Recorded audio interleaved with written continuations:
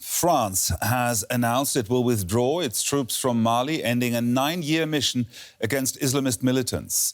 Relations between France and Mali have deteriorated since the ruling military junta in Bamako postponed elections and announced it will stay in power for another 4 years. French President Emmanuel Macron justified the decision to pull out. We cannot remain militarily involved alongside Malian authorities with whom we don't share a strategy or who have a hidden agenda. That's the situation we're facing in Mali. French President Emmanuel Macron speaking there, and in a joint statement together with its European partners and Canada, France said anti-terror operations in Mali would cease by June. The issue is likely to dominate a rare summit between the African Union and the European Union in Brussels today. DW's Jack Parrock has more on the strained relations between France and Mali. After a second military coup in May 2021, which followed one in August 2020, state funerals like this conducted by the military disguise the underlying instability in Mali. Until now, France has retained a military presence of over 4,000 troops in the Sahel region, but has long wanted to reduce their numbers and especially to move them out of the former French colony of Mali after the new coup leaders expelled the French ambassador. Since 2013, the European Union has provided a contingent of 1,100 troops, a separate mission known as the EUTM, to train Mali's armed forces. The European Commission says the plan remains to keep the EU mission going for now. The situation of the EUTM for the moment are there. They are present in Mali. Our position is that we do want to stay engaged in the Sahel. We do want to stay engaged in Mali. Having said that, not at any price. From the European perspective, there's another military complication: the arrival of 1,000 mercenary soldiers of the Russia-linked Wagner battalion in Mali. And recent coups in Burkina Faso, Guinea and Sudan are all providing a less stable backdrop, with African leaders joining a rare summit with the EU. The leaders of military coups won't be attending the AU-EU summit here in Brussels. And while security is a crucial issue on the table for the leaders, this is the first time they've got together all together in this format since 2017. They wanted to talk about vaccines and investment opportunities, and they will, but the Mali issue is likely to pull focus.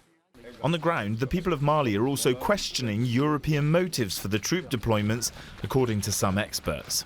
There is an understanding by the population, but also independent observers, that this is not, the objective is not security only, or that this idea, this conceptualization of security is also married with conceptualization around migration management.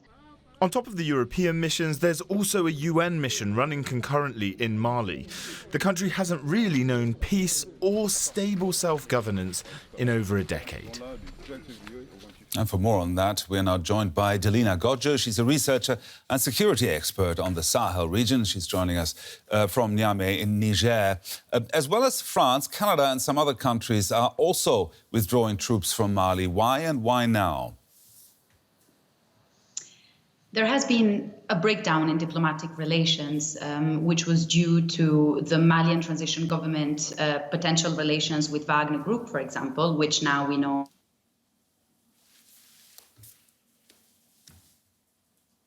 We seem to have... ECOWAS mandated timelines for elections. Sorry, continue, please. Sorry, we had a technical problem here. Yes, I can hear you now. All right. There was a reaction on the part of the French foreign minister to this, and also the non-compliance with ECOWAS mandated timelines for elections post the second coup in Mali, as you rightfully mentioned. And finally, I believe the straw that broke the camel's back was the expulsion of French ambassador to Mali and the growing hostility from Mali's new governing military junta towards the Danish contingent of Takuba. So the fact that the Danes were sent back to Copenhagen meant that there was a very strong reaction on the part of the French, but also of other European countries. So should we now consider the French intervention in Mali, a 9-year mission, a failure? For containing some of these armed insurgencies in the tri-border area with Niger, Burkina Faso and Mali, Barkhane we could say was not a failure. It's the stated objective of Barkhane was to contain the level of violence and not to allow armed groups to gain as much territory or as much recruits as they were possibly seeking to obtain. But this doesn't mean that it was a success either. The number of killed civilians, the number of killed armed forces, Sahelian armed forces, but also MINUSMA present forces, and the number of displaced people remains huge. I believe this is a difficult question because we would need to see an alternative reality with Barkhane potentially never having intervened or, being subsequent to Serval in order to tell whether it was better or worse to have Barkhane there. So where does this all these withdrawals now leave the fight against jihadism in Mali and in the whole region? I believe there will be a vacuum of security in the short term, especially for the Garde, the Gendarmerie and the armed forces of these three countries in the tri-border area. So there will be problems in the short term. But this will also lead potentially to a push for negotiations with some of these armed groups, notably the Al-Qaeda affiliated group in the tri-border area.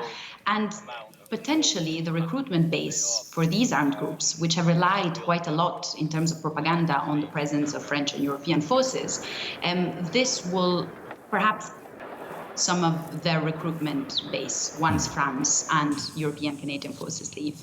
I think there will be also much more reliance on air power, which presents a number of risks, a number of significant risks for civilians, given what we have seen with the US experience in places like Afghanistan, Somalia, Pakistan, but also mistakes made quite recently, in Mali.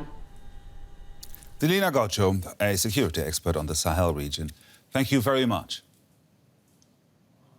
Thank you.